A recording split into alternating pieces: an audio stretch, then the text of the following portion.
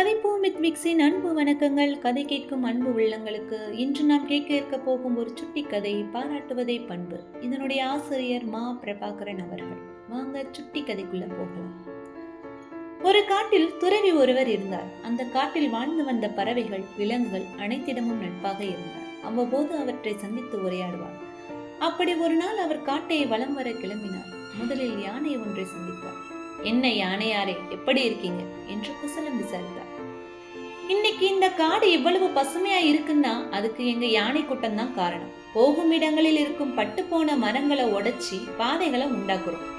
அதனால் பறவைகள் எச்சமிடும் விதையிலிருந்து புதிய மரங்கள் உருவாகுது. நாங்கள் போடும் பாதைகள் தான் மற்ற விலங்குகளுக்கு வழியாக மாறுகிறது. ஆனால் இங்கே யாருமே எங்க உழைப்பை கண்டுக்கிறதே இல்லை, எங்களை யாரும் மதிக்கிறதே இல்லை என்று சலித்துக் கொண்டது யானை. துறவி சிரித்தார். யானைக்கு பதில் ஒன்றும் சொல்லாமல் சரி நான் வர்றேன் என்றபடி நகர்ந்தார். சற்று தூரத்தில் கரடி ஒன்றை சந்தித்தார்.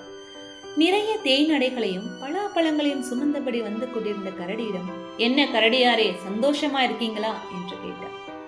இப்படி யாராவது கேட்க மாட்டாங்களா என காத்திருந்தது போல சுமைகளை இறக்கி வைத்துவிட்டு புலம்ப ஆரம்பித்தது. தேய்நடைகள் எப்பவும் செங்குத்தான பாறை உச்சியிலேயோ அல்லது மரத்தின் உச்சியிலேயோ தான் இருக்கும். நாங்க உயிரை பணையம் வச்சு மேலே ஏறி எடுக்கிறோம். இதனால் தேனீக்களின் வளர்ச்சியை கட்டுப்படுத்துறோம். அது மட்டுமா, கரையான் புத்துல இருக்கும் கரையான்களையே சாப்பிட்டு அவற்றையும் கட்டுப்படுத்துறோம். இல்லைன்னா அவற்றால மரங்களுக்கு சேதம் ஏற்படுத்துறோம். ஆனால் இங்க யாருமே எங்க உழைப்பை கண்டுக்கிறதே இல்லை, எங்களை மதிக்கிறதே இல்லை என அழுத்து கொண்டது. அங்கிருந்து நகர்ந்த துறவி குரங்கு ஒன்றை சந்தித்தார். என்ன மந்தியாரே, நல்லா இருக்கீங்களா என கேட்டார். கானகத்துக்குள் நுழையும் அந்நியர்கள் பற்றி தகவல் கொடுத்து இங்குள்ள பல உயிர்களை காப்பாற்றும் பணியை தொடர்ந்து செஞ்சுட்டு இருக்கோம். ஆனா சேட்டைக்காரங்க என்ற கேலி மட்டும்தான் மிஞ்சிருக்கு. எங்களை யாரும் புரிஞ்சுக்கிறதே இல்லை என்று நொந்து கொண்டது குரங்கு. துறவி இதற்கும் பதில் சொல்லாமல் சரி நான் வர்றேன் என்றபடி நகர்ந்து சென்றார்.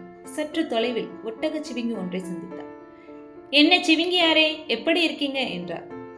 காடு பூரா புல்லு வளர்ந்து இருக்கடக்கு. கோடை காலத்தில் இந்த புற்கள் காஞ்சு உரசுனா காட்டு தீ பத்திக்கும். நாங்களும் மான் கூட்டமும் மேயறதாலதான் இது கட்டுக்குள்ள இருக்கு. ஆனால் இங்க யாரும் எங்க உழைப்பை நினைச்சு பாக்குறதே இல்லை என்றது சிவிங்கி. இதற்கும் துறவி பதில் சொல்லாமல் நகர்ந்து சென்றார்.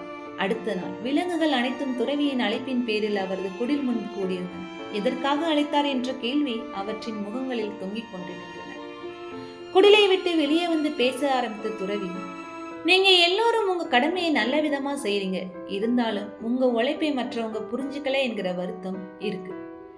யானையாரே, நீங்க உங்க வழித்தடத்தில் போகும்போது அடிக்கடி யாரை சந்திப்பீங்க என கேட்டார். யோசித்த யானை, மந்தி யாரை சந்திப்பேன் என்றது. அப்படி சந்திக்கும் போது மந்தி செய்யும் வேலையை என்றைக்காவது பாராட்டி 2 வார்த்தை பேசினதுண்டா என கேட்க இல்லை என்றபடி தலை கவிழ்ந்தது யானை.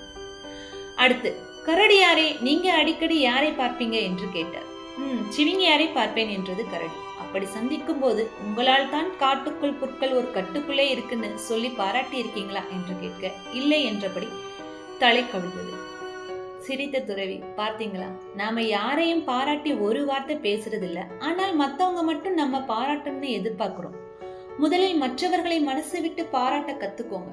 அந்த பாராட்டு இயல்பா இருக்கணும், முகஸ்துதியா இருக்கக்கூடாது என்றார் துறவி.